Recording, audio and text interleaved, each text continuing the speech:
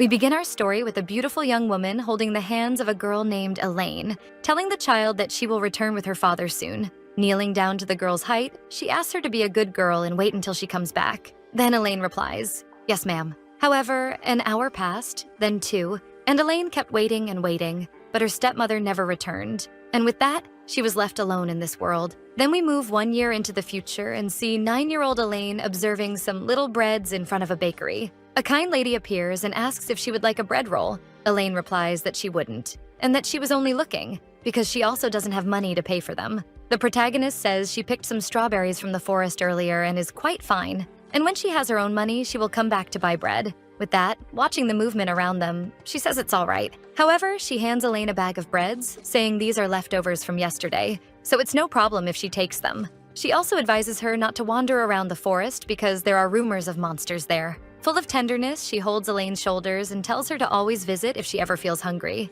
Our protagonist understands the advice given by the lady and is very grateful for the breads. Elaine holds one of the bread rolls and thinks that tonight she will be able to sleep with a full stomach. She reflects that the bakery lady doesn't want others to see her walking around the shops because of the state Elaine is in herself. But despite all that, things are better than they were that day. That day was the lowest point of her life. A year ago, Elaine's stepmother abandoned her, and the only thing she could do was remain helpless on the roadside. She didn't even have money to get a carriage to return home, and people did nothing to help her. She was attacked by cold and hunger. She even suffered attacks from stronger street boys as well. To make things worse than they already were, even strangers began treating her with great cruelty for no reason at all. At that moment, Elaine was clinging to anything she could find in her path. Then she finds what appears to be the place where the town's news is posted. The protagonist has a slight hope that there might be some information about her on that bulletin board. Elaine knows that her stepmother wouldn't miss her, but her father probably would. Not even the death of her mother changes the fact that she is still her father's daughter.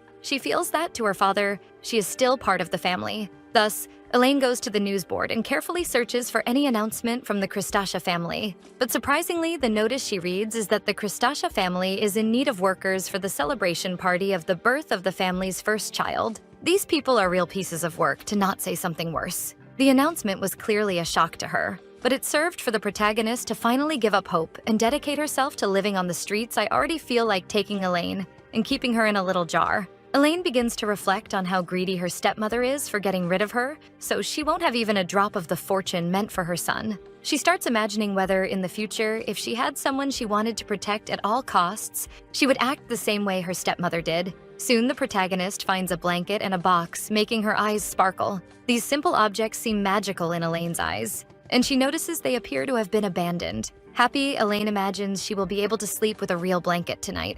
Elaine thinks today is a lucky day because she found bread in a blanket. However, at that same moment, we see a hostile red-haired man approaching from behind her. She feels a strange presence, but she is grabbed before she can attempt anything. The scene cuts and our protagonist finds herself in the middle of a forest, coughing and fallen beside a tree. A threatening voice orders her to get out from where she is, but she says it's better for Elaine to stay away when other people are around. The same red-haired man from earlier exclaims that she can't just bite his hand and run away, and that he will teach her a lesson when he finds her. Then Elaine understands a bit of the delicate situation she is in while the man keeps shouting for her to come out. Observing the aggressor more clearly, she sees that now he is holding a knife. Our protagonist knows that if that man finds her, for sure he will kill her. Soon, she curls up completely and doesn't understand why all of this is happening to her. The only thing poor Elaine wanted was a good place to sleep. She places her hand on the ground and wonders how long she will have to keep suffering like this. However, bringing her hands to her face, she decides it is not the time to sit around lamenting. At the moment, what she needs to do is find a way to get out of there. Then Elaine realizes things have quieted down, and that now is the perfect chance for her. Because even if he is close, it will be difficult for him to see her in the darkness. She thinks that if she's careful, she will make it. But at the same instant, she hears and notices something strange behind the tree. The protagonist simply sees a kind of werewolf feeding. The monster stares at the protagonist, and she possibly remembers the stories about the monster in the forest. With that, immediately, Elaine instinctively realizes she has no way to escape anymore. Kneeling and with no hope, Elaine thinks she went through every kind of suffering only to end up becoming a monster's dinner. She laughs as she faces the tragic fate she is about to suffer, and she only wishes that in the next life, she is born into a family that truly loves her. But the moment the monster leaps to attack Elaine, we see someone holding a magical glow at their fingertips. Suddenly, a black-haired woman appears, conjuring a spell, and saves Elaine from being devoured. Impressed, Elaine watches the huge wolf being consumed by magical flames before her eyes until it becomes nothing but ashes. After that, the woman asks if Elaine is all right, and the protagonist turns to her. With tears lightly falling from her eyes, Elaine thinks that with a simple wave of her hand, this woman named Bella reduced a monster of that size to a mere pile of ashes. Finally saved, the protagonist begins to lose consciousness. Bella approaches her, and that was how the first meeting between the two happened. Time passes, and the sun shines through the window of the room where our protagonist lies. Distressed, Elaine begins to have several nightmare visions while resting. First, she sees the figure of a woman saying, Elaine's very existence is repugnant. She also recalls the memory of the man who tried to attack her the previous night. Even the dark figure of the wolf-shaped monster appears to terrorize her. Desperate, Elaine finds herself face to face with the evil figure and begs for someone to come and save her. But before the worst could happen, the protagonist wakes up in shock. Still very breathless, she realizes that all of that was just a nightmare. However, she suspects not everything was a dream, because she clearly remembers being in the forest running and encountering that monster. Then she looks around and wonders where she might be. The protagonist observes the window and the furniture and notices the place seems simple but cozy, and it has a familiar, very comforting smell. Soon Elaine hears footsteps and someone saying, "She must have seen it, right?" Another answers, "I suppose so." And our protagonist notices people approaching. Opening the bedroom door, two people come closer and one of them seems very much like Bella. Elaine pretends she is asleep and swallows hard, a bit suspicious and scared, wondering who these people are approaching. The man accompanying Bella comments that she used her powers right in front of the girl, so it would be difficult not to notice them. Bella, with complete sincerity, answers that she couldn't just stand still and watch the girl be attacked by a monster. Wringing out a wet cloth and very spontaneous, she admits even she was caught off guard by the creature's presence. The man questions what she intends to do with the child, and Bella says she still doesn't know and will decide when the girl wakes up. But the man doesn't like the answer at all because the girl saw her using magic, and he reminds Bella that she knows very well what happens when someone witnesses her powers. Bella snaps back at the man for calling the girl that, because she is not an object or an animal, but a person, a girl, and she reiterates that not all humans are bad. Uncomfortable, the man heads toward the door to leave and makes it clear that he will never accept the presence of a human child in that house. Never. However, Bella doesn't care about the provocation and even mocks him, telling the white-haired man to close the door carefully so he won't wake the girl. She gets closer to Elaine and places the wet cloth on her face, saying that this way her fever will get a little better. Soon she lifts the cloth and looks at the protagonist. Smiling, Bella notices that the girl is already healed and asks how she is feeling. She brings her hand to her face and Bella asks if she still feels pain anywhere even though the fever has passed. Elaine only stares at her, and Bella looks back with a warm smile. Analyzing the situation, Elaine notices that those blue flames in the forest can only mean that Bella is a folkloric being that has existed even before the Kingdom of Phylon was founded. In other words, Bella is a witch. Thus, Elaine directly asks Bella if she is really a witch. Surprised, Bella says that Elaine understands things quite quickly. Next, she answers that, yes, she is what humans call a witch. But the protagonist ends up asking a question that leaves Bella very surprised. "And you? What do you call yourself?" The witch confesses that no one had ever asked her a question like that before.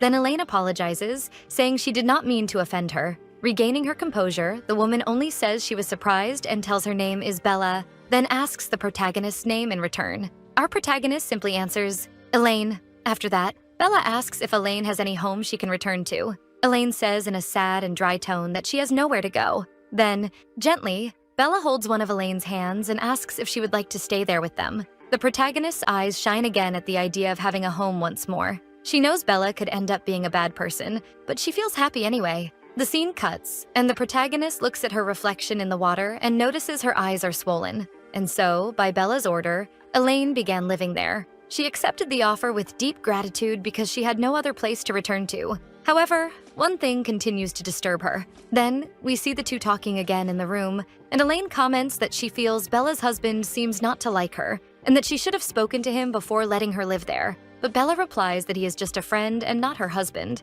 However, the witch says there is something about him that Elaine needs to know. The protagonist asks what it would be. Thus, Bella reveals that her friend named Esful is a demon. Back at the lakeside, we see the protagonist reflecting that they say the hatred of demons for humans is in their blood, and she wonders if that is why Esful hates her. Suddenly, she stumbles over a small stone in her path. She is certain she will fall, but she is unexpectedly caught by Esfel, and she wonders if he saved her. Esfel gently sets the protagonist back on the ground, and she thanks him with a bit of hesitation. The demon stares at Elaine for a moment, but then moves away without saying a word, while the protagonist runs after him, asking him to wait a moment. "Your name is Esfel, right?" she asks. Turning to the protagonist, Esfel comments that it seems Bella told her about him. Elaine is surprised that he addressed her, and replies that yes, she did. Then he says Elaine must know he is against her presence there. The protagonist also says she knows. With that, Esfel says directly that she is not welcome there in that place and must leave immediately. Without being shaken, Elaine asks if he is saying that just because she is human,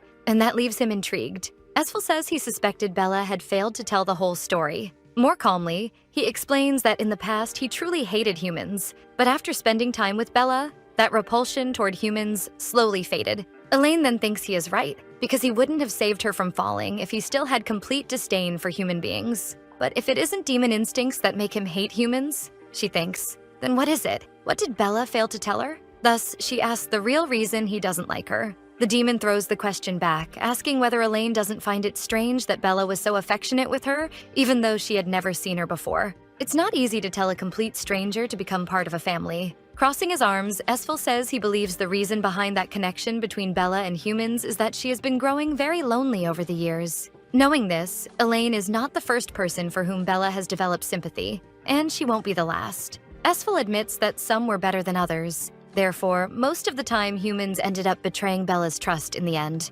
Saddened, Elaine asks what he means by that and how they betrayed her. He begins to tell that Bella had already coughed blood from drinking poisoned wine given to her by someone she trusted, or when she was struck while sleeping by another person to whom she had opened her home and her heart. Elaine cannot understand how someone could do something so terrible to a person as good as Bella. Esfel answers that they do it simply for eternal life. He explains that they believed drinking the blood of a witch would grant them eternal life. Outraged, he says that a mere superstition is enough to fill the minds of the ungrateful with murderous thoughts, even after everything Bella did for them. And not satisfied with so much suffering, says Esfel, she still brought another human home, you. Then, after revealing his true motives, Esfel says that is why he cannot accept Elaine's presence there, because he doesn't want to see Bella suffer anymore. And Elaine understands that it is better for her to leave and not return. With her eyes lowered, the protagonist understands that the demon did not feel hatred, but was only trying to protect Bella in the way he could. She thinks she should leave, but she cannot force herself to do that. She soon apologizes to the witch's friend.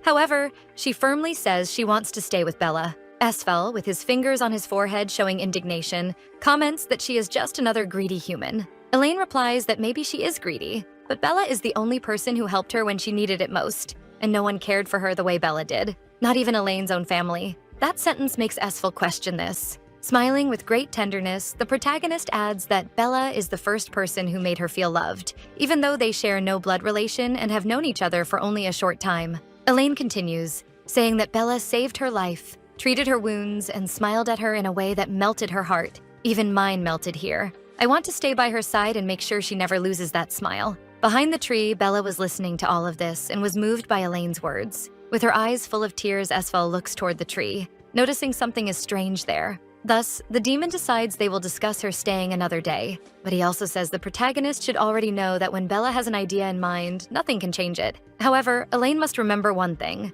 The moment he notices Elaine showing the slightest sign of threat to Bella, I will destroy you. Esfel threatens as he crushes a small leaf. He shows the crushed leaf, and without feeling intimidated, the protagonist replies that they have a deal. Even the demon looks at Elaine and comments that she is quite a strange little creature, very cheerful. Our protagonist smiles and asks if he really thinks so. At that moment, Bella comes out from behind the hiding spot and asks, since when the two of them became such good friends, because she is starting to feel left out. She smiles like Elaine and asks what the two are talking about. The protagonist runs to hug her and says that Esfel allowed her to live with Bella, and the witch answers that she didn't even need his permission for that, but she is happy he said so. At that moment, the three of them became a true family. After all of that, time passed and Bella began to teach Elaine how to use a sword. And from Bella's own comments, the protagonist had quite a knack for it. That life was so good that they even traveled throughout the continent. However, in the 5th year the protagonist was living with Bella, a new person entered their lives. The name of this man was Lloyd of Philon, and he was the crown prince of the kingdom of Philon. In little time, Lloyd and Bella ended up falling in love. Soon a beautiful and healthy son of the couple came into the world. His name is Reese of Falon, Ree for those closest to him. The protagonist, enchanted, asks to touch his tiny hand. Bella allows it, and with her finger in the baby's small hand, Elaine greets him with great tenderness. From then on, every day was a flood of joy, and Elaine's wish was that this happiness would never end. But unfortunately, nothing lasts forever. We move forward a few years in the kingdom of Phelan and see Bella saying that Ree's birthday is approaching, and she asks Lloyd if he has already thought of a present to give him, smiling. Lloyd replies that he has already made all preparations for the party. The Bella doesn't like the surprise very much, and says that Lloyd should have told her because she also wanted to plan the party together with him. Lloyd apologizes, a little embarrassed. Trying to justify himself, he explains that he also wanted the party to be a surprise for Bella herself. Bella pouts upon hearing that. Then the prince notices Bella's necklace and realizes he has never seen it before. He asks where she bought it. Holding the necklace, Bella replies that His Majesty gave it to her as thanks for taking good care of Reese. Lloyd stares at it with suspicion and says he understands. Bella notices his strange reaction and asks what is wrong, and if the necklace looks strange on her. Lloyd quickly says it looks beautiful on her. He only says he was surprised that his father would give her something like that as a gift. Right then, the butler calls the prince for a cabinet meeting. Lloyd jokes that it is now time for him to be busy. Bella says goodbye and tells him she will be in her room with Ree. The prince says he will return soon so the three of them can have lunch together. Bella smiles and says she will be waiting. Soon after, the scene shifts to a forge filled with overwhelming heat. Astonished, the blacksmith asks how the young woman managed to bring him such a rare material he has never seen anyone carry a salve before. The young woman, Elaine, now 20 years old, replies that it took her a long time to find it. She adds that despite the difficulty, she would do anything for Ree. Resting his hammer on his shoulder, the blacksmith says he heard that Prince Reese is about to turn 3 years old, and he is surprised by how fast time is passing. He assures her he will do his best, and that it will be great fun forging with such a material. Elaine is excited to see the result. She then asks how long it will take for the work to be completed. The blacksmith replies that it will take about a month. Elaine thinks it might be finished right at the last minute, but she says she understands and she will return later. The man asks if she is going back to the capital. Elaine confirms it, explaining that she has been hunting salves for 10 days and 10 nights, and it is more than time for her to return. They bid farewell, and Elaine says she will be back in a month. On the way back to the capital, the protagonist thinks of Ree and imagines how excited he will be with the gift. We then return briefly to Elaine's memories, seeing Reese confused about what he heard regarding his birthday present. Full of joy, Elaine says she wants to give a special birthday present to her special little boy. Looking at a book, Reese thinks about the proposal and unexpectedly points to the sword leaning against the sofa. The little prince firmly says he wants that Elaine strokes his hair and asks if he really wants the sword. Reese nods, but Elaine says she cannot give him a sword at the moment, so he will have to wait a little longer. Reese accepts it, smiles, and says Elaine is the best. That reaction alone is enough to make Elaine's heart pound. Hands on her chest and completely smitten, she hopes the gift will be finished soon. The focus returns to Bella, who is feeding her child and begins to suspect something is wrong, because it is not normal for Lloyd to be late. At that moment, someone knocks on the door asking for permission to enter, and Bella grants it. A maid enters carefully. The first thing Bella asks is if Lloyd has returned from the meeting. The maid says that when she went to the cabinet chamber, the place was completely empty. She had asked another maid where the ministers had gone. That servant said she saw everyone who attended the cabinet meeting heading toward the altar building. Prince Lloyd went with them. Puzzled, Bella finds it strange that everyone would go to the altar building, since that place is only used for annual events. Still, she tells the maid she understands and asks her to watch over Ree. Reese asks his mother where she is going. Running her hand through his hair, Bella tells him not to worry because she is only going to look for his father, and she will be back soon. However, as she walks through the castle, Bella begins to feel a very strange aura. One, getting worse as she approaches the altar building, until she is shocked to see a mysterious room open. The princess does not understand why this strange energy is emanating from a room that should be off limits. Step by step, Bella feels herself getting closer to the source of the evil energy. Soon she freezes and is extremely shaken by what she encounters. The scene she and we see is of a macabre ritual, and Bella cannot understand what the hell is happening there. Observing that terrible scene, Bella wonders why a room like that exists in the castle. Shocked, she also questions who these people in front of her are and what they are doing. Soon she recognizes that the victim of this sacrifice is her own husband, Lloyd. Elsewhere, Elaine, while riding, notices that the crows are noisier than usual today and wonders what might be going wrong. The protagonist feels she needs to hurry. Without even thinking about the consequences and stepping on an evil magic circle, Bella advances toward the altar seeking Lloyd. Bella does not want to believe, under any circumstances, that this is happening. She sheds tears and trembles as she watches her beloved on the altar. Touching him with tragic affection, she asks what is happening in that place. She embraces him and begs him to stop fooling around and get up, until a voice calls her a poor creature, and Bella immediately turns to identify who said it. The one responsible was the king himself, holding a heart in his hands and staring at Bella with malice. Then the witch realizes that it is Lloyd's own heart that his majesty is holding still in tears. Bella indignantly questions what the king has just done. She exclaims that he killed his own son, while he only smiles in a wicked way. However, at that very moment, the king snaps his fingers and something happens to Bella. She brings her hands to her head and wonders what is happening, for she is feeling something very strange. Extremely distressed, she feels there is a voice in her head. The voice says, "Here are those who removed my eyes and my stomach, and also took my heart." And with that phrase, a kind of magical eye activates on Bella's necklace and begins to shine. Soon the witch notices this, and the necklace also begins to move as if being drawn toward a greater force. The moment this happens, Bella remembers that she read about what this necklace is and knows what it means. It is a magical artifact that unleashes a powerful curse when blood is offered, called the Eye of the Demonic Dragon. Knowing this, Bella tries to get rid of the necklace, but the king says none of that will work, because from the moment the curse is activated, he says the necklace can no longer be removed. Now, all her movements are under the king's control. Then His Majesty adds that the magic became even stronger because of Lloyd's sacrifice. He approaches Bella and warns the witch not to attempt anything foolish, mocking her by asking whether she doesn't want Lloyd's death to have been in vain. Filled with rage and sorrow, Bella stares the king straight in the eyes and calls him a bastard. But the witch's agony returns, and the voices intensify, ordering her to kill. With her eyes beginning to darken, Bella realizes that the cursed necklace is destroying her mind. Meanwhile, while riding, Elaine seems to sense something very strange in the air. The protagonist questions what just happened, as she felt a shiver run down her entire spine. She quickly turns her attention back to the capital and wonders about that blue light that appeared in the distance. Besides the brightness, Elaine hears some voices coming from the same direction. Shocked, she stops and observes the chaos happening in the city, with people fleeing and others already dead on the ground. Filled with horror, she asks what the hell is going on in that place. Then Elaine touches the blue flames and notices that these are the same flames Bella uses. Thus, she increases the speed of her gallop and again wonders what is happening there. Our protagonist cannot understand why Bella's flames are everywhere, until, reaching the center of the destruction, she slows the horse, looks around, and shouts for Bella, asking where she is.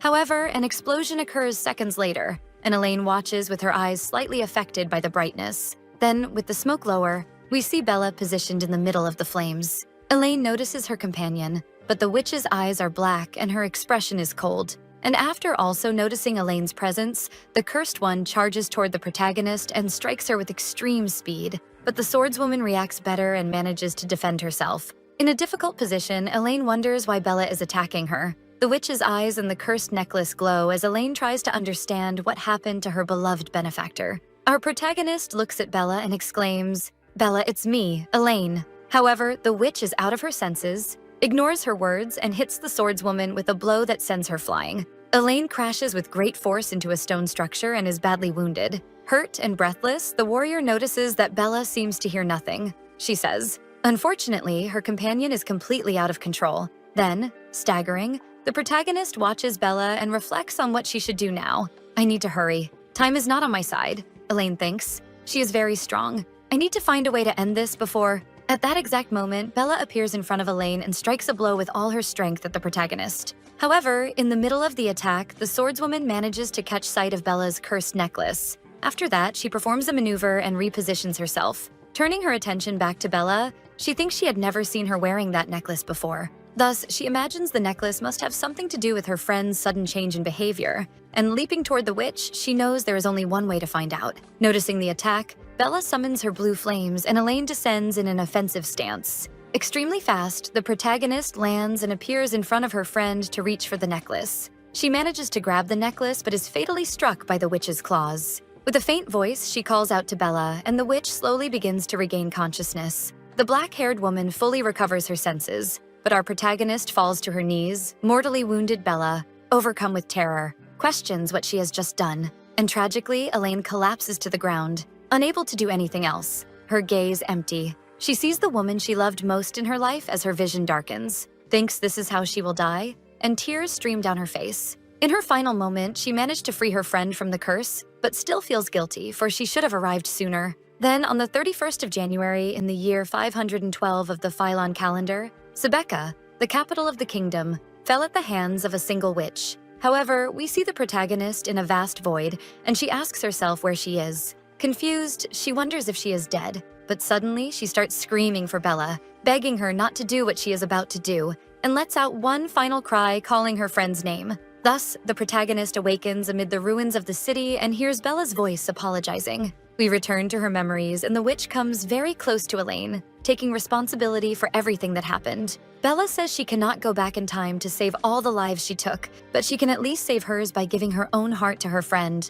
Our protagonist does not want Bella to do that, because her companion will end up losing her life. Ignoring Elaine's warning, the witch says she has only one request, that she take care of Prince Reese for her. Then all of this fades, and the swordswoman fully regains consciousness and asks where she is. The warrior does not know how she is still alive because she remembers Bella literally breaking her heart. Then, frozen, she notices the wound on her chest has healed. Thus, in that instant, she remembers the image of Bella saying she would give her own heart to her. Then she experiences the tragic realization that her friend loved her until the end and literally gave her heart. It was so beautiful. I am crying my eyes out here. She sheds tears, wonders why Bella did that, and collapses in sobs. The protagonist cannot understand at all why this happened, for Bella was the kindest person in the world and would not hurt a fly. However, she remembers the necklace she destroyed in the battle, and the moment she crushed the object, Bella became herself again. Elaine was certain that Bella would never attack anyone of her own will, and she soon recalls the magical markings that were on the necklace.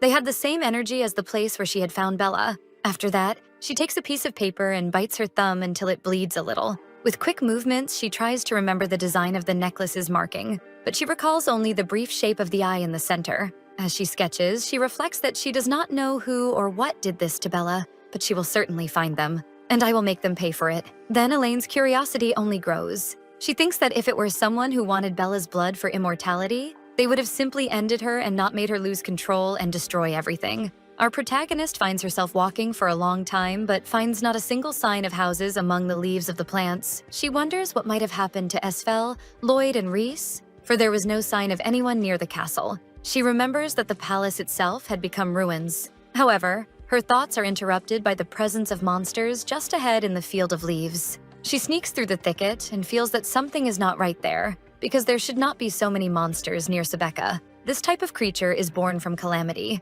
but it cannot reproduce that quickly. Elaine thinks she must make as little noise as possible. However, at that exact moment, a flying monster appears right above the warrior. She looks up and already knows she has been seen by the abominations. Thus, the protagonist faces the monsters and abandons the plan to stay silent. Full of determination, she charges forward and eliminates the monsters one by one. The swordswoman feels her body lighter, and most importantly, her mana does not decrease as she fights. Our protagonist knows she is different from her usual self, because normally sword techniques consume a lot of mana, so she wonders why this is happening. With that, we return to Elaine's memories, and she, tired, asks Bella why it feels like she has infinite mana. Bella asks why the apprentice is asking that, and the girl answers that the witch had been training with her all day and she shows no sign of exhaustion. Thoughtful, the master explains that it is not that her mana is infinite, but it never decreases, which only makes Elaine more curious. Bella soon explains that this happens because she is a witch, and witches are made from a combination of human emotions and mana. A witch's heart is created when the human desire for eternal life and beauty merges with mana, and that is why witches live forever, because they carry that union within them and also have a stronger connection to mana. Remembering Bella's words, the protagonist now understands why her mana seems not to diminish. She reflects that she must have received Bella's witch powers because of her heart. Then she continues striking and defeating the monsters until she finally sees a city in the distance. She quickly thinks she might be able to find some answers in the village. So, entering an establishment, she greets a lady there and receives her welcome. However, Elaine's appearance is so frightening that the woman panics, while the swordswoman asks if she may ask a few questions. Even I would run away if I saw a woman like that entering my shop. With that, the lady, still terrified, questions what is happening, and Elaine asks what the date is. Stuttering, the cook answers that it is the 5th of February, making the protagonist imagine she slept for 5 days straight. Thus, she asks what happened to the survivors of Sebeka, and whether some of them are in this village. but the woman does not even know what Elaine is talking about.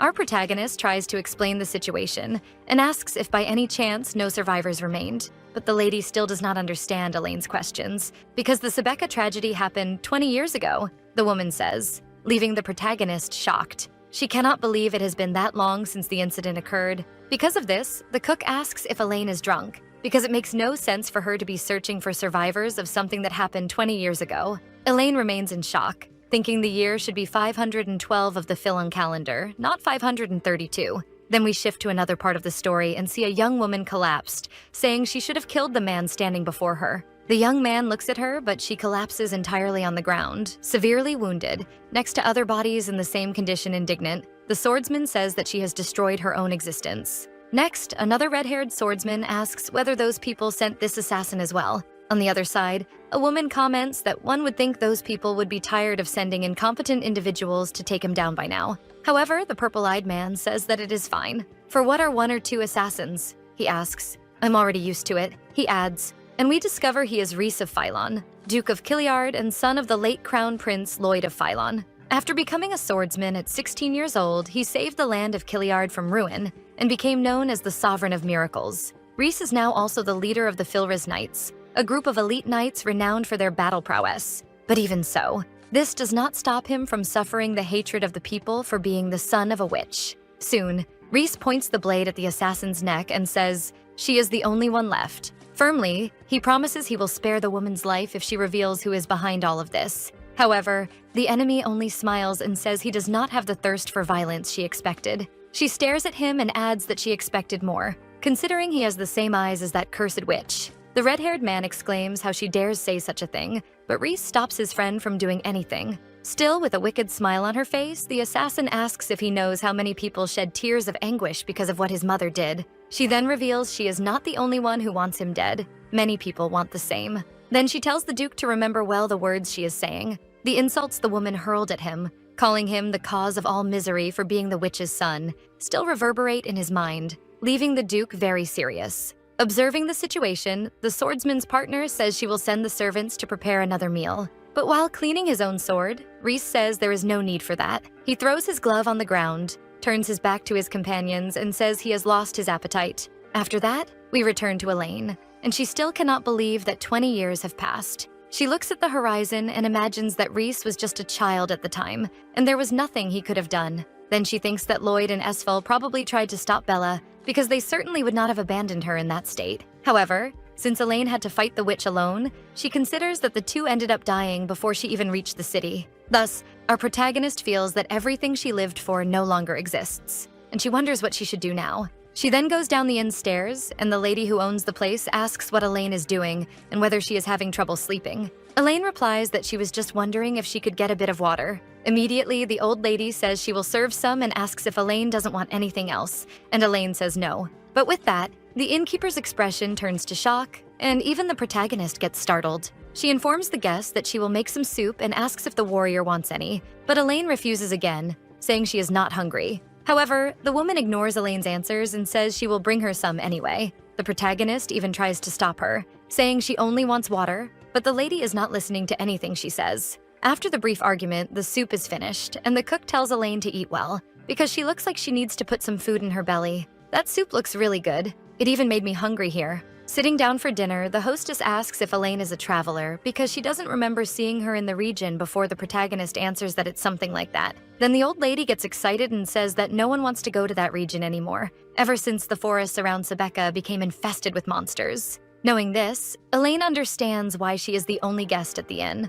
Upset, the innkeeper reveals that it is very sad to work alone there, and that she really wishes her son would return. Taking the chance, the protagonist asks if she has a son. She smiles and happily confirms that she does, then asks if Elaine has ever heard of the Knights of Filrez. Her son joined them a month ago. The protagonist doesn't remember any knight order with that name and asks about them. Jokingly, the innkeeper asks in which cave Elaine has been living, because even people who live in the middle of nowhere have heard of those knights, especially since their commander became none other than the Duke of Kiliard, the infamous son of the witch. Upon hearing that, Elaine slams her spoon into the soup, and the woman, nearly dying of fright, asks why she did that. The protagonist immediately asks if she mentioned the witch's son, and the lady says yes, Duke Rhys of Phylon himself. When she hears that, Little by little, the protagonist begins to cry upon learning that her beloved Reese is still alive. The innkeeper asks why Elaine is crying and thinks the swordswoman is the strangest person she has ever met. Suddenly, the guest slams the table and asks where the Duke is now.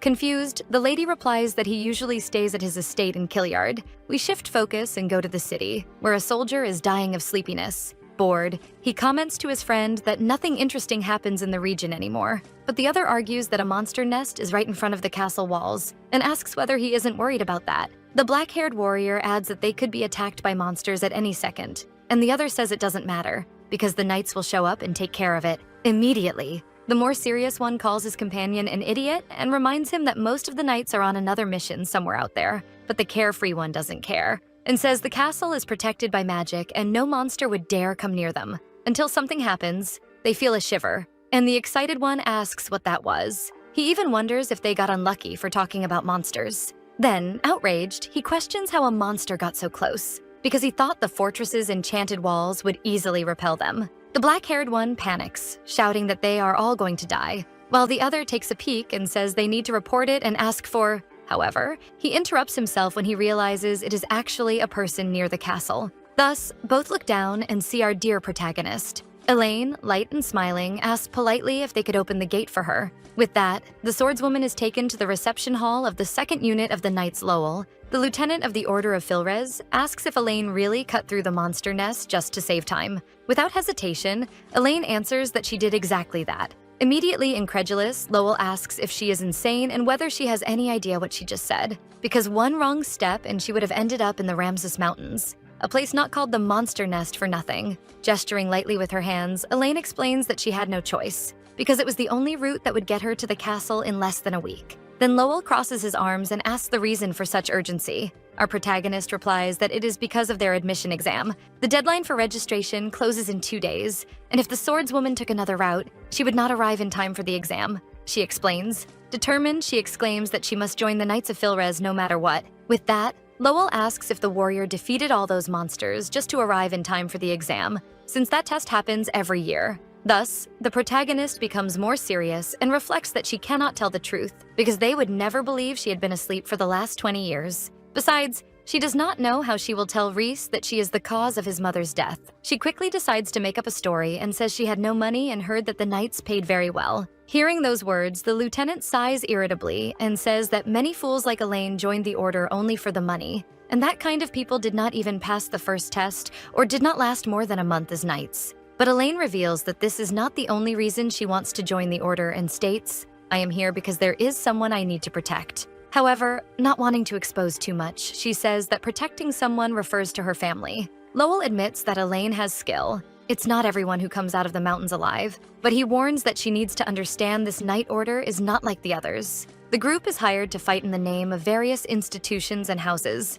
They go to places infested with monsters to eliminate those cursed creatures, and they receive considerable amounts of money in exchange for those missions. Thus, he explains that this is why their pay is higher than that of other knights, and he asks if Elaine understands. The protagonist firmly responds that she does. Then the lieutenant says he cannot stop her from taking the test, but he begs her to reconsider her decision. "What will happen to the people you love if you die protecting them?" he asks. He continues, saying he suggests Elaine look for another, safer order, even if they pay less. However, immediately, the woman with the heart of a witch exclaims that she will not die, but will stay alive to protect her family, and she does not want to lose a loved one ever again. Upon hearing the words, "lose someone again," Lowell becomes thoughtful. With that, the lieutenant accepts it, says he did his part, but that this is the girl's funeral. Standing up, he says he will prepare a room for Elaine and that she can take a bath in the meantime. Tomorrow, he will show her where she can register. The protagonist thanks him, and Lowell wishes her a good night.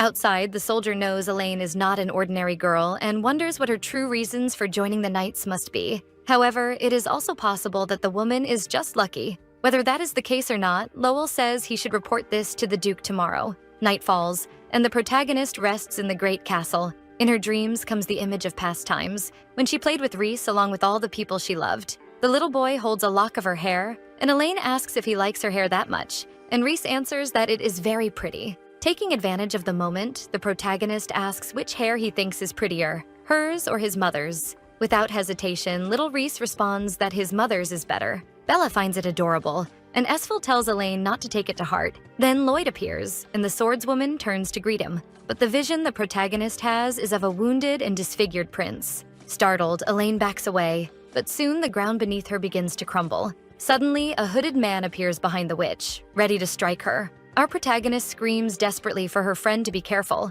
However, the warning is not enough, and Bella is murdered right in front of her companion. After this nightmare, Elaine wakes in shock and denial. She calls out for the witch, looks at the window, and realizes it was all just a dream. She feels she needs to calm down. The Prince Ree is alive and well. Determined, she promises herself she will never again be that defenseless, but will protect Reese until her final breath. Sometime later, the protagonist goes to the line to register for the knight's exam. The clerk, bored and tired of the job, calls the next person. Then Elaine asks if she can register for the Order of Filres there, and the boy confirms. Soon the superwoman enters the tent with a smile on her face. He was not expecting a girl like Elaine and stammers, asking if she is there to sign up, and the protagonist confirms it. He then hands her the form, which the soldier quickly takes. The protagonist thanks him, and the redhead is already completely smitten. With that, Elaine sighs and hopes deeply that she can find Reese tomorrow. The Duke, on the other hand, is in his estate reflecting as he looks out the window. Someone asks to come in, and he maintains a serious expression. Opening the door carefully, Lowell asks for a moment, saying he needs to report something to his lord. Turning to his subordinate, the prince looks at him and asks what happened. Entering the room, the lieutenant says that 2 days ago someone arrived after crossing the mountains. Reese is impressed and says that few return from that place to tell the tale. Lowell also says he did not believe that story at first, but when he stopped and went to investigate the case himself, surprisingly, he saw a girl covered in dirt. Thus, this girl said she survived purely by luck. But everyone knows no one gets through the mountains with just a bit of luck. Because of this strangeness, the lieutenant even thought the woman was a demon, but soon after, he was certain she was human and the most honest kind. Thoughtful, the Duke asks if the soldier asked the strange woman why she crossed the mountain range, and the warrior says he did, but her answer was even more astonishing. Lowell explains that Elaine said she crossed the hills only to arrive in time for the Order's admission exam, which makes the noble freeze. Those words leave the young Duke confused, and knowing how absurd the story is, the lieutenant confirms again that, incredibly, it is all true. He looks at the clock and comments that he saw the woman that morning at the exam site. And at that moment, she must be finishing the second round. Soon the prince asks for Elaine's enlistment papers, and the subordinate hands them over. Thus, Reese carefully examines the document, until suddenly he begins to laugh, and Lowell is startled by the reaction. Finishing his analysis of the paper, the Duke asks if there is anything else to report, and the lieutenant answers that that is all. Then he dismisses the subordinate afterward. He takes another look at the admission record and sees Elaine's name written on it. Reflective, he thinks it has been a long time since he heard that name. After that, we return to the protagonist who is having a snack after the first tests. She tells herself that Reese was not at the preliminaries nor in the second stages, and imagines he will probably not appear until the final stage. Then a blonde boy approaches and asks if the seat beside Elaine is taken. Our protagonist answers that it is not, and the young man thanks her. Sitting down, the boy explains that he looked for a place to sit, but everything is full. But Elaine's blue bracelet catches his attention, and he asks if she is taking the tests for the Knights of Filres, and the swordswoman confirms it. Happy, the young man says he is too. However, in the background, a voice exclaims that he punched someone in the face. We soon discover it is a group of men talking, and the oldest, called Lord McGaff, is telling the story of the fight he had, while the others cheer laughing. He claims this test is easier than a child's game. However, the blonde boy dislikes this and says the man is rude for acting as if the place belonged to him. Showing his Knight Order bracelet, the loudmouth says this is proof he passed the organization's morning tests. This makes one of the boys praise McGaff, saying the accessory suits him very well. However, another boy comments that the woman beside them also has a similar bracelet. With that, the Lord becomes irritated and refuses to believe the protagonist passed the test because she is very skinny, considering she must have stolen the bracelet. The pair agrees with their partner's statement, though deep down they know McGaff has a huge inferiority complex. Irritated, the blonde tells Elaine not to listen to those idiots, and the swordswoman is only thinking that these people talk too much while they eat. Then the candidate says that group is just a bunch of fools who do not know that size does not mean skill. Elaine, calmer than anyone else there, replies that honestly she does not care about any of that. Thus, annoyed, the loudmouth bangs the table, asking if they are kidding him.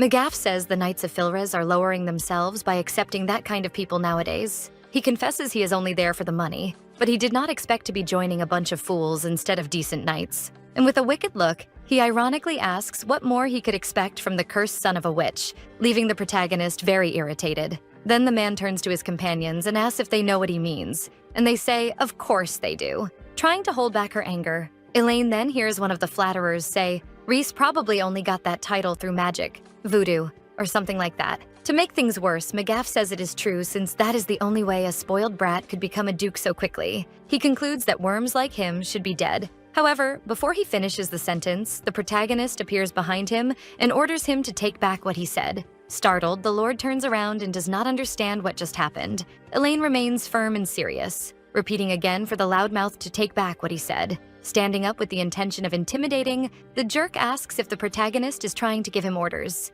Say whatever you want about me, but do not you dare speak ill of the Duke, Elaine replies with a furious gaze. The man insults her, calling her a fool and smiling sarcastically. Then he asks if the protagonist is on the side of the witch's brat. With that, a great murmur begins, and the swordswoman can feel the hatred and contempt in the eyes of those present. She immediately wonders what Reese did wrong for them to treat him like that. Thus, we return for a moment to the knight's test registration tent, and Elaine sighs in relief for having finished everything she needed to do. However, almost at the same time, a couple walks by her and the girl comments that the Knights of Filries are despicable and asks who would want to serve the son of a witch. The boy says the girl is being a bit harsh, for Reese may really be the son of a witch, but he is also the Duke of Killiard and does a lot of good for the place. However, the blonde interrupts him, asking what the hell the young man knows about any of this. And she continues, completely enraged, saying that her grandparents were killed by the witch and that the same witch burned her hometown in a single night. With deep resentment, she says that the blood of a murderer runs in the Duke's veins and that he is playing at being a savior, but no one knows what he will do next. Hearing all of this, her heart full of pain, Elaine realizes how much Reese suffered just for being Bella's son during these last 20 years. Then we return to the present, and the blonde rebuts the bully, saying he should be ashamed because if he used the time he spends insulting others to examine himself, he would understand that he is nothing but ignorant trash. So McGaff reaches the peak of his irritation and asks what the hell the boy just said. Grabbing a knife, he lunges at the aspiring knight and yells that he will finish him off. However, at that exact moment, Elaine holds the aggressor's hand and asks the hothead to calm down a bit. The protagonist says that the man is clearly insane because he is using a knife in the middle of this entire crowd. Surprised, McGaff looks back and wonders why the woman is so strong, but he keeps cursing both of them and says they will regret this, and asks if they know who they are messing with. Then he furiously exclaims that he is the great McGaff of Aleda. Yet, to the man's utter indignation, a deep silence falls over the place. Looking at him, the protagonist questions what that is supposed to mean. McGaff becomes even angrier because of Elaine's response. Around them, people murmur, saying they have never heard that name and are feeling secondhand embarrassment. Hearing the whispers, the scoundrel asks, full of rage, how the swordswoman dares to ridicule him like that and moves to attack, but the protagonist dodges easily. Then she herself lands a punch in the opponent's stomach, making him instantly dizzy. The man falls to his knees, and Elaine orders him to get lost if he doesn't want to get hit again. With that, the blonde applauds and says that was amazing. He is impressed because she defeated a man twice her size with a single blow. Thus he extends his hand, introduces himself as Cezanne, and says he is happy to meet someone so talented and hopes that they both pass the test. Elaine smiles kindly and replies that she hopes the same. Soon we see that the swordswoman defeated several monsters and passed the third test. Then a knight announces the end of the third stage and tells those who defeated all the creatures to gather. Cezanne, at the protagonist's side, whispers that he knew she would pass the test. She thanks him and is also happy that he passed. However, the warrior thinks she hasn't seen Reese anywhere and imagines he will not come. After that, Lowell appears and orders them to listen carefully to what he is going to say, because he will explain the rules before they go to the final test. He instructs that the candidates will be chosen at random to enter the circle and duel against an examiner, and their task is to endure 1 minute of combat stepping outside the circle. Stepping on the border of the circle or being unable to continue will result in immediate disqualification. Then the lieutenant asks if anyone has questions, and Elaine raises her hand. She asks if the Duke will be their opponent. Before Lowell can answer, another person arrives and calls out to the soldier. This man asks if all the candidates are present. Our protagonist looks carefully at the individual and wonders if he is Reese. She quickly receives the answer when the Duke of Killiard introduces himself and says he will be the final opponent. Finally finding the one she wants to protect, Elaine cannot contain her emotion upon seeing how the prince has grown. Thus, Lowell replies that everyone who passed the tests is there. Then the Duke turns to the candidates and says he will evaluate who is qualified to serve under his command. Therefore, he asks that no one hold back when they fight against him, and he asks if he is clear. They all respond in unison that they understand. Then the lieutenant calls Heather Tage to be the first to be examined, and he instructs the others to wait their turn in the waiting area. Nervous, the first candidate approaches the Duke and introduces himself. The others watch apprehensively, and the fight soon begins with Heather charging at the commander. But with a simple movement, Reese disarms the young man and defeats him easily. This makes everyone watching the duel surprised. Thus, Reese calls for the next opponent. One by one, they are defeated by the Duke without causing him the slightest harm. Cezanne comments that if things continue like this, no one will pass, and that the examiner is stronger than he imagined. Soon, another falls, and Lowell says the next to enter the circle will be Miss Elaine. Our protagonist agrees and heads into the duel, standing face to face with Reese. The prince observes her and knows this is the woman who crossed the mountains to get there, the famous Elaine. They position themselves and launch into battle intensely. However, we shift to the protagonist's memories and see the young prince falling after trying to duel. Smiling, Elaine says she told him he was too young for that, but the boy insists he can do it and wants to try again. But the protagonist asks why he doesn't wait until he gets a little older, since he is only 3 years old. Yet Reese pouts and says he wants to be like Elaine now. The swordswoman's heart melts, and she decides she will teach him on one condition. She says the prince must promise that he will never push himself further than he can handle, because if he promises, the warrior will train him until he becomes a master swordsman. Then the two interlock their pinkies and seal the promise. Thus we return to the present, and Reese remains serious in the duel. Elaine is thoughtful, because she did not manage to fulfill the promise, but the prince managed to become a master swordsman anyway. However, the fight remains intense, and the protagonist's sword begins to slightly crack, worrying her. In a clash of strength, the Duke comments that Elaine seems to be more than just another weak commoner. Then the prince pushes her back and unleashes a series of attacks, making the protagonist feel pressured, because she does not know whether her sword will last another 20 seconds. With that, Reese says he is surprised she managed to withstand so many attacks with such a fragile weapon, and that her downfall will be because she failed to equip herself properly. In just a few seconds, the sword actually breaks in half, and the prince's weapon is only a few centimeters away from finishing Elaine off completely, making Cezanne and the crowd worried. But Elaine is Elaine, and she manages to block the strike with a blade made of energy. Reese finally loses his stoic expression and wonders if the duelist can use that kind of ability. Lowering his blade, he notes that the protagonist is not an ordinary woman and congratulates her for not being completely without skill. Thus, the candidate Elaine passes the test. Our protagonist asks if she really passed, and the Duke confirms it. A big smile soon forms on the protagonist's face, and she thanks him deeply, bowing to the Duke internally. She is very excited because she managed to pass. Observing her, the prince remains thoughtful and thinks about the swordswoman's name. Time passes, and the trumpets sound in the great royal hall of Killiard. The knighthood ceremony is about to begin, and the two of them finally manage to reach the end of all this. Then they are ordered to approach one by one, starting from the left. Thus, Elaine comes very close to the throne and kneels before the prince. She looks tenderly at Reese, and he places the blade on her shoulder. The Duke says that she must devote her whole heart to Killiard, and in return, they will honor Elaine's noble oath, lighting her path in the darkness and showing her the path of light. Then he asks if the protagonist swears eternal loyalty to him. Internally, the swordswoman already swore this a long time ago, deciding that she will protect Reese until the end of time, because she owes that to Bella. She then remembers when the witch asked her to take care of her son, but Elaine knows she must not tell the Duke that, because she thinks he will be devastated when he learns that Bella's heart beats inside her chest. Standing before him, she decides that the prince must never discover the truth, because he is the one that Bella and she loved most in this world, and she will use this second chance to make Reese as happy and safe as possible. With that, determined, she fervently exclaims that she swears eternal loyalty. The scene cuts, and we go to the castle where many people are talking. In the middle of the crowd, Cezanne asks if all those people are also knights like them, and Elaine also finds it impressive. Then the lieutenant appears and asks for everyone's attention. He says that now that they are gathered, the welcoming ceremony will begin, and it will start with a few introductions. He introduces himself as Lowell Royard, Vice Commander of the Knights of Filrez, and Lieutenant of Duke Reese of Felon next. He introduces Hillier Reister, also Vice Commander of the Order. Observing everything, our duo applauds happily. After that, Lowell says he will give an overview of the work they will have to carry out. He then explains that the primary responsibility of the Knights is the eradication of monsters. The missions will be selected according to difficulty and the Knights' personal abilities, and they will also have to keep other territories safe beyond Killiard if their services are requested. Thus, the Vice Commander concludes that they will learn the rest as they begin their lives in the Order.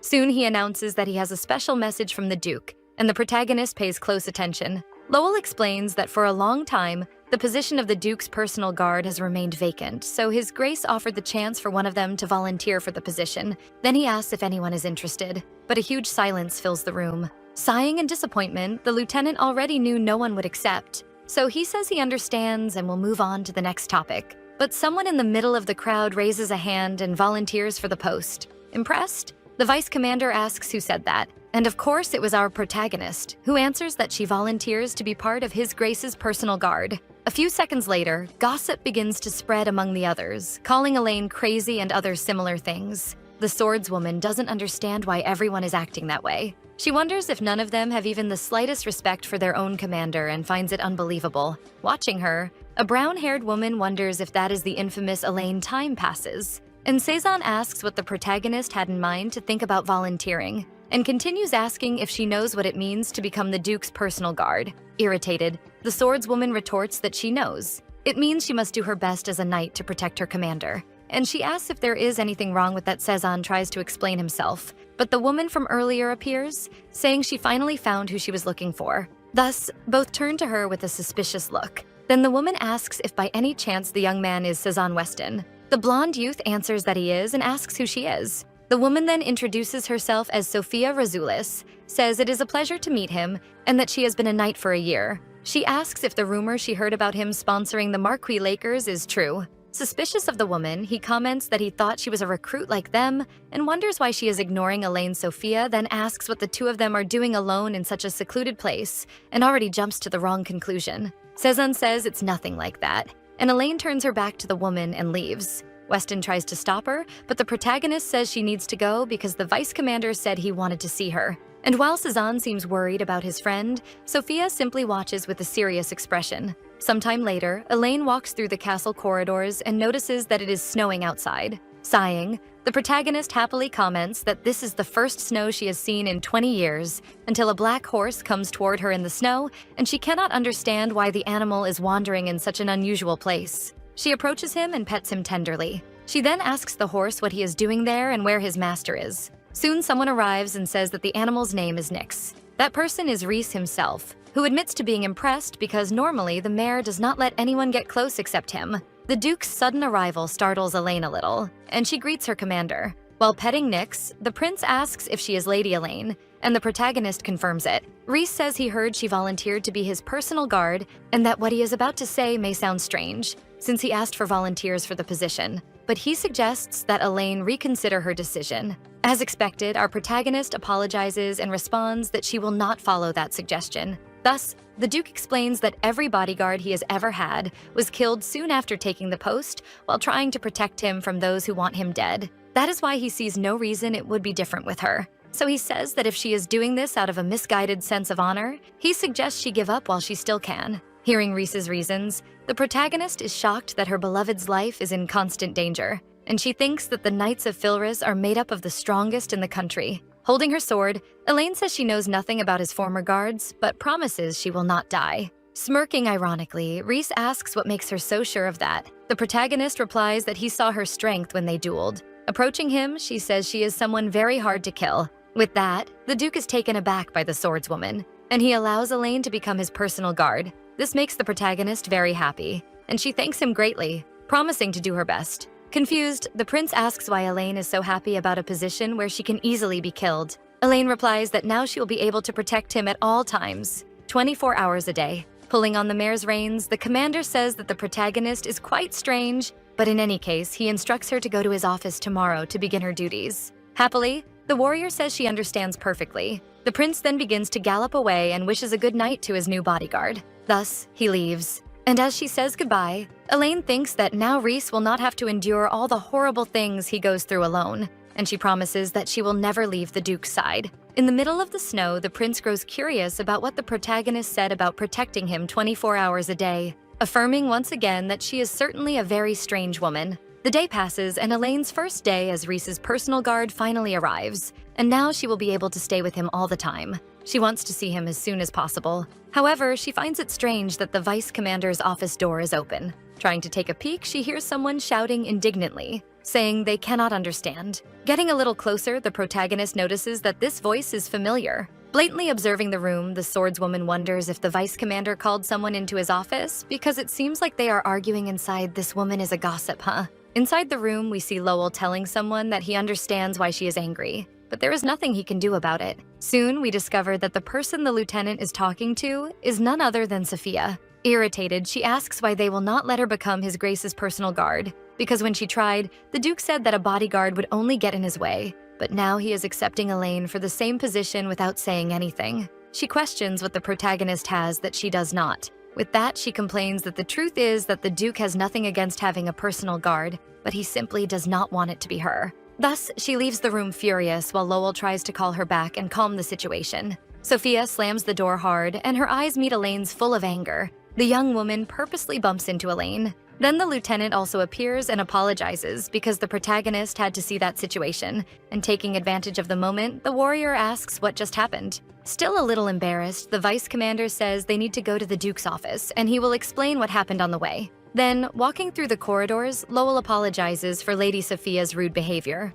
He asks if the swordswoman is okay because he saw the other woman shove her pretty hard a few minutes ago. Elaine replies that it was not that bad and she is fine. Our protagonist says she did not know Sophia had also volunteered to be the prince's personal guard, and the lieutenant explains that she wanted the position a year ago, right after joining the Knights. However, Rhys vehemently refused to accept her in that position, which made Lady Sophia eventually give up insisting. Therefore, he tells Elaine to imagine how surprised Sophia must have been this year with the Duke accepting the protagonist for the position without even hesitating. So of course she is this angry. Hearing this, the swordswoman wonders if someone else is trying to protect Rhys and becomes very happy. Then, after quite a bit of conversation, they arrive at the Duke's office. The pair stands right in front of His Grace's study. Knocking on the door, Lowell calls Rhys, saying that he brought Lady Elaine. However, no one answers, and they hear nothing but silence. Soon, the lieutenant decides to open the door and warns the commander that he is coming in. But as expected, the room is empty.